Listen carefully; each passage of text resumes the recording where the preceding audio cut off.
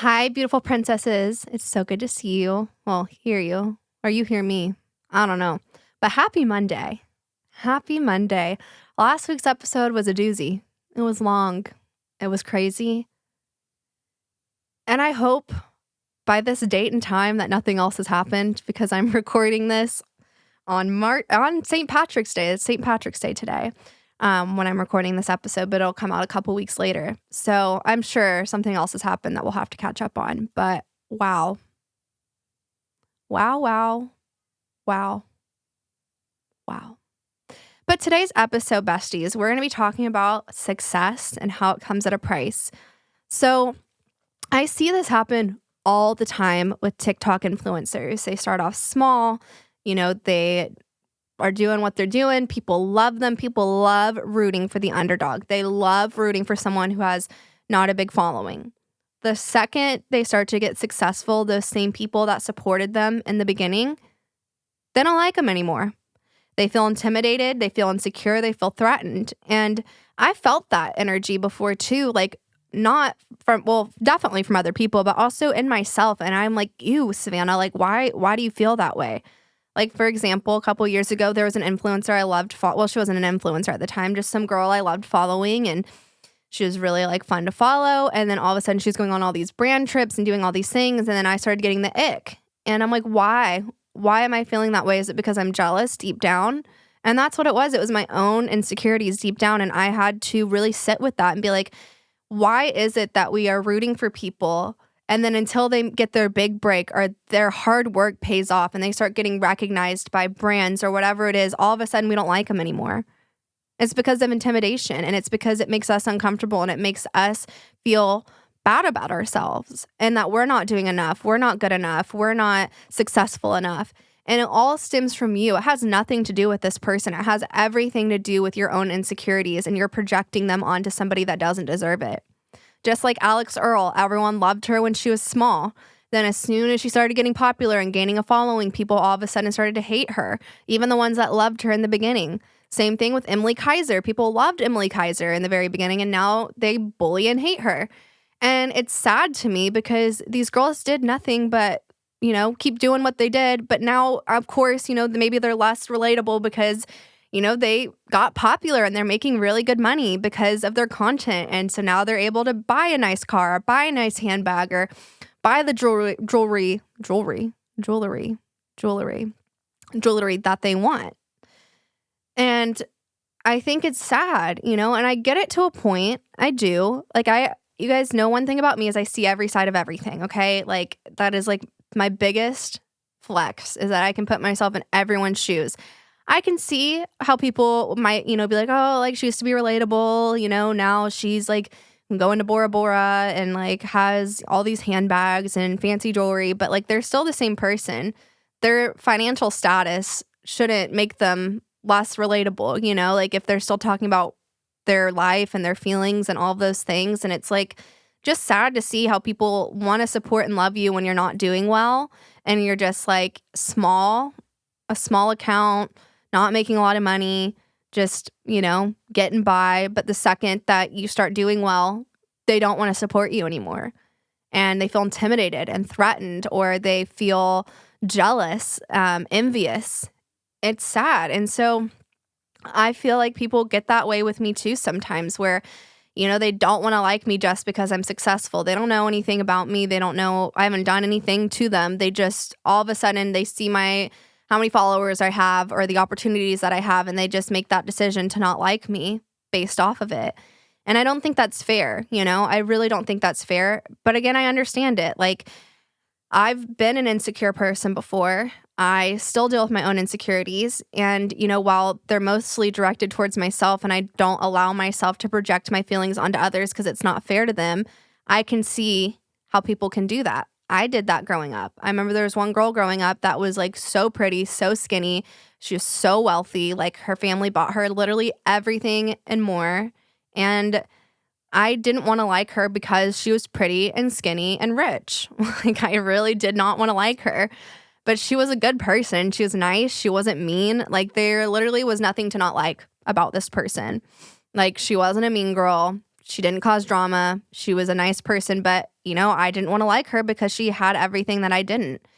And that, to me, is immaturity. I was 16, but now that we're all adult women, it's like, we got to leave that in the past. Like, we got to stop letting other people's success make us feel bad about ourselves. It should inspire us. There's two types of people in the world: those that are inspired by powerful people and those that are intimidated and jealous by other people that are talented or whatever it may be.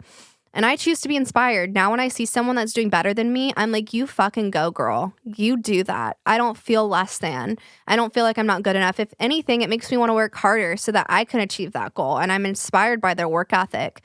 And I think that's the difference between winners and losers, honestly, in life. Winners focus on winning. Losers focus on winners.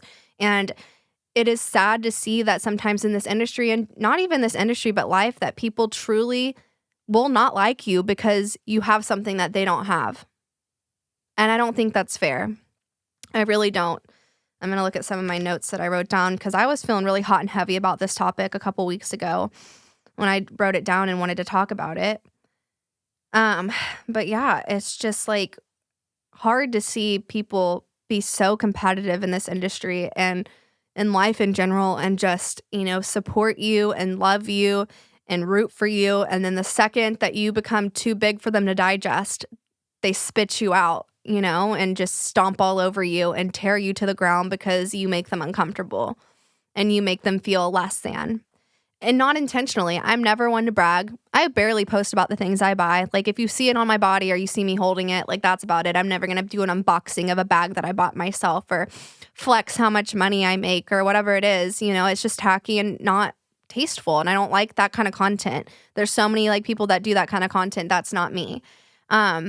It's none of one's business what I buy. I'm not buying things to show that I have them. I'm buying it because I want it. And if you see it, you see it, cool, but I'm not going to make a point about it, I think, and some people do, and that's fine. And you know what? You should. Like, if you worked so fucking hard that you bought your dream bag or your dream watch or your dream car or dream house or whatever it is, like, you can totally post that. But I just choose not to. It's just crazy. It really is. And it makes me sad too, because I think that a lot of people, they want to make you small and they want to make you less than so that they feel better about themselves. Like, they have to find something wrong with you so that they can sleep at night. Honestly, when I was bigger, right after I had Cyrus, when I'd gained a lot of weight, people liked me a lot more. The second I started losing weight and getting my body back, a lot of people hated me more. And it's because, okay, yes, she's creative.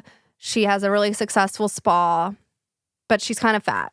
So that's good. That makes me feel like less intimidated. I was more digestible for people when I was bigger.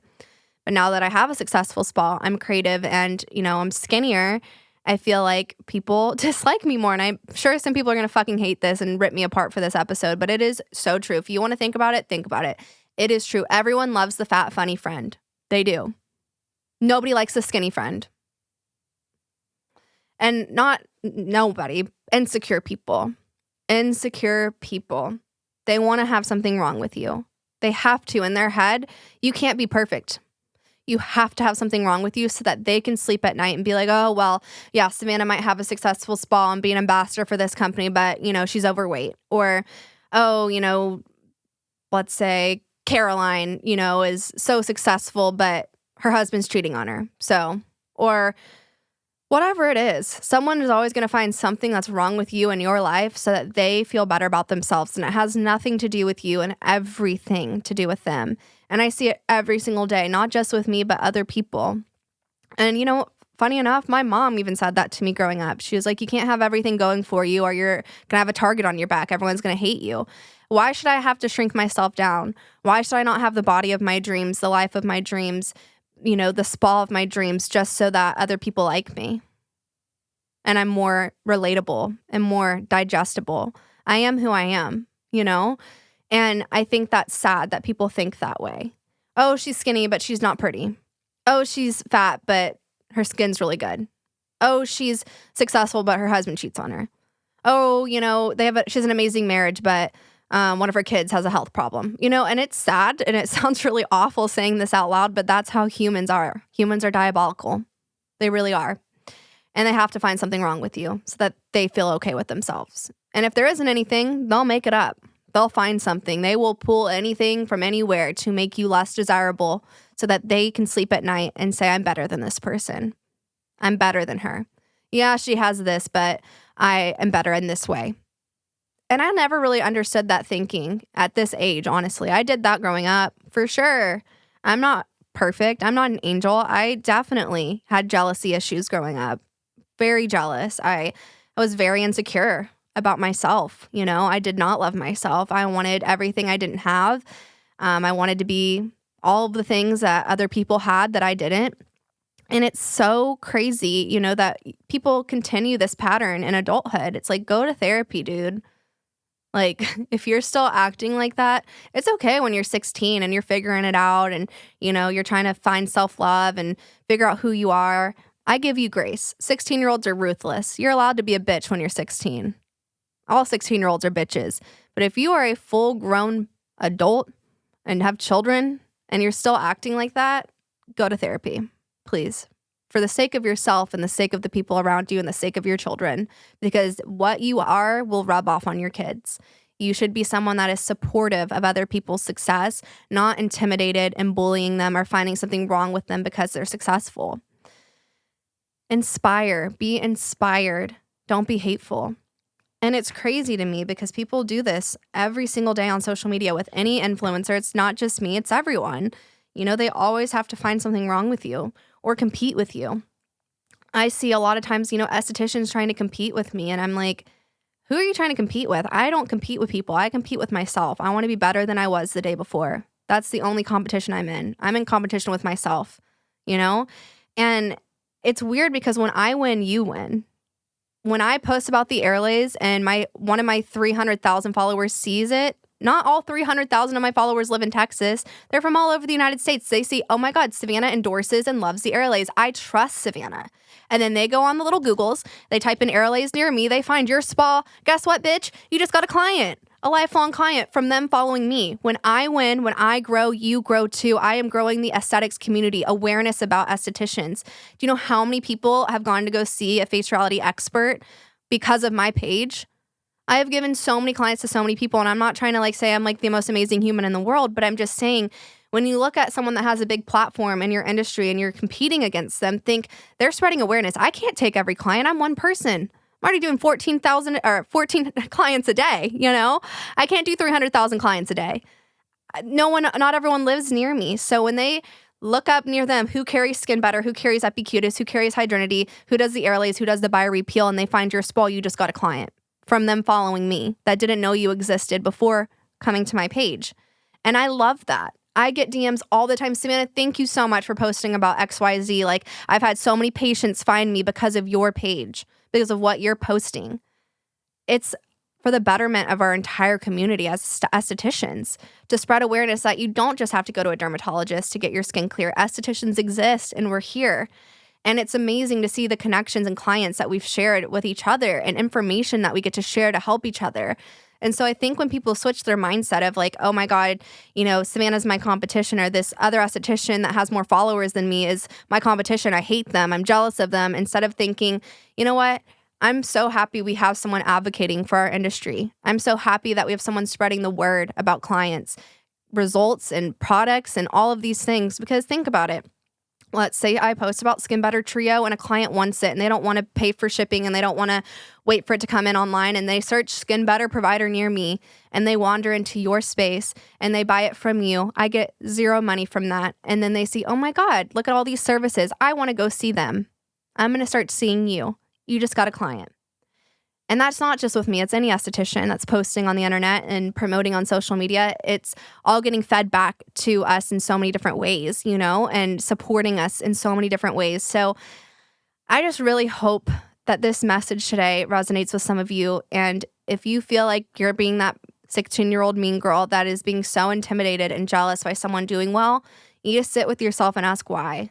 I need to get to the root of that because it's not healthy. Like, honestly, like I've been there. It is the most vicious cycle to try to pull apart another woman to make yourself feel better about yourself. Like, it sucks. I know you don't want to feel that way. I didn't want to feel that way, but I couldn't help it. I couldn't regulate my emotions at that time. Every time, even now, if I feel myself falling back into that, I'm like, okay, stop.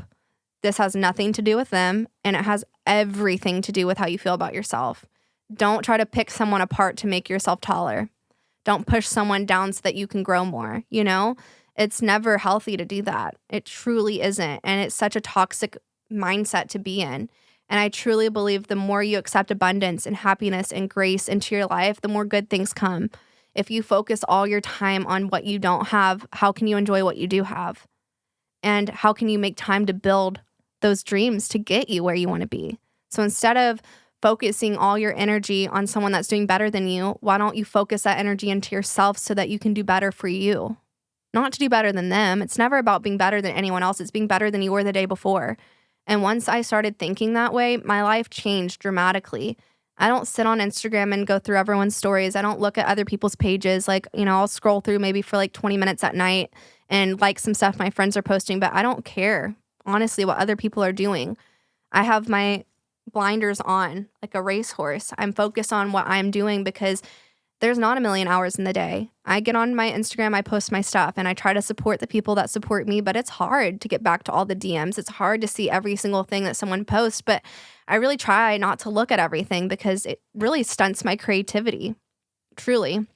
So I try to really just focus and stay in my lane and, do what I need to do. But this is going to be a short episode for today, and I hope this message resonates with you guys to truly just be inspired and not be jealous by other people. And remember, when they grow, you grow too. We grow as an industry. We're all in this together. It's a sisterhood.